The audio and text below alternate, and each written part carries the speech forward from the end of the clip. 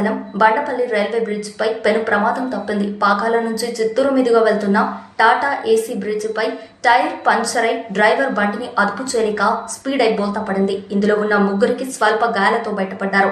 రహదారిలో వెళ్లే వాహనదారులు వాటి పట్ల సాయం చేస్తూ పోలీసులకు సమాచారం అందించి 108 వాహనం ద్వారా క్షతగాత్రులను స్థానిక ప్రభుత్వ ఆసుపత్రికి తరలించారు.